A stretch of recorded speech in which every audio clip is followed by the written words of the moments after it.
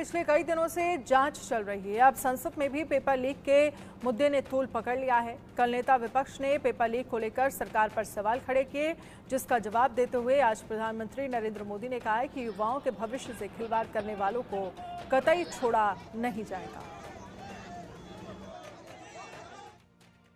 देश के हर विद्यार्थी को, देश के हर नौजवानों को कहूंगा कि सरकार ऐसी घटनाओं को रोकने के लिए अत्यंत गंभीर है और युद्ध स्तर पर हम अपनी जिम्मेवारियों को पूरा करने के लिए एक के बाद एक कदम उठा रहे हैं। युवाओं के भविष्य के साथ खिलवाड़ करने वालों को कतई छोड़ा नहीं जाएगा। नीट के मामले में पूरे देश में लगातार गिरफ्तारियां की जा रही है। केंद्र सरकार पहले ही एक कड़ा कानून बना चुकी है। परीक्षा कराने वाले पूरे सिस्टम को पुख्ता करने के लिए जरूरी कदम उठाए जा रहे हैं। So NEET students spend years and years preparing for their exam. Their family supports them financially, emotionally. And the truth is that NEET students today do not believe in the exam. Because they are convinced that the exam is designed for rich people, not meritorious people. I have met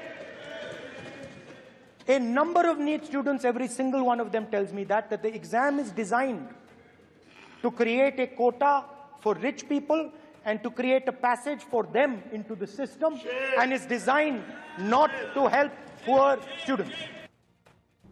NEET paper leak मामले में CBI का investigation काफी तेजी से चल रहा है। फिलहाल सीबीआई ओएसिस स्कूल के प्रिंसिपल, वाइस प्रिंसिपल से पूछताछ कर रही है। ऐसे में टीम को पूछताछ में कई अहम खुलासे होने की उम्मीद है। हमारे संवाददाता की रिपोर्ट देखिए।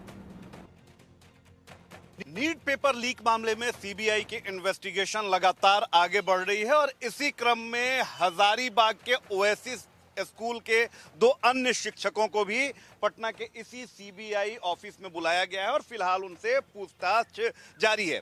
जानकारी आपको दे दें कि इन दो शिक्षकों से पहले भी जब सीबीआई की टीम हजारीबाग पहुंची थी, उसने पूछताछ किया था और एक बार फिर से उन्हें पूछताछ के लिए बुलाया गया है। जाहिर सी बात है कि सीबीआई को इस केस में अहम लीड मिल रहा है और यही कारण है कि एक बार फिर से ओएसिस स्कूल के उन शिक्षकों को यहां पर बुलाया गया है। साइकोलॉजिकल, साइंटिफिक पूछताछ की जा रही है और जो ओएसिस स्कूल के प्रिंसिपल हैं डॉक्टर एहसानुल हक, उनकी परेशानी और बढ़ने वाली है, उन पर शिकंजा और बढ़ने वाला है और ना सिर्फ उन पर शिकंजा कसेगा बल्कि उनके जो सहयोगी हैं, जो साझीदार हैं, जो मित्र हैं, जो मददगार हैं, इन तमाम लोगों पर सीबीआई शिकंजा कसने वाली है। इसके अलावा जो रिमांड पर लिए गए हैं और जो लोग अब तक गिरफ्तार हैं, बेऊर जेल में बंद हैं, उन लोगों के रिश्तेदारों पर भी जिनके ट्रांजैक्शन में जिनका नाम सामने आ रहा है, जिनकी मार्फत ये जो भी सोल्वर गैंग के जो सरगना और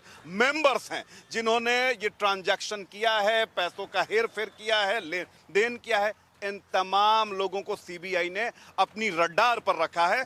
दो शिक्षकों को बुलाया गया है और जो जानकारी हमें मिल रही है, पुख्ता जानकारी मिल रही है कि इसलिए बुलाया गया है कि जब स्कूल पहुंची थी सीबीआई की टीम, हजारीबाग पहुंची थी, तब उनके बयान क्या थे और दोबारा बुलाया गया है तब उनके बयान कितने अलग हो रहे हैं।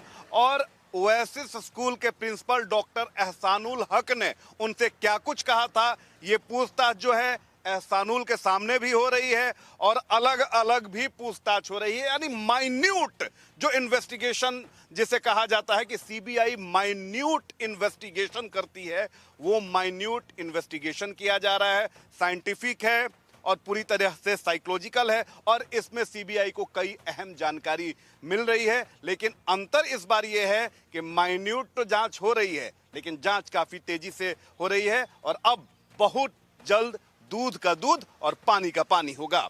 अभिषेक के साथ रितेश मिश्रा, इंडिया न्यूज, पटना।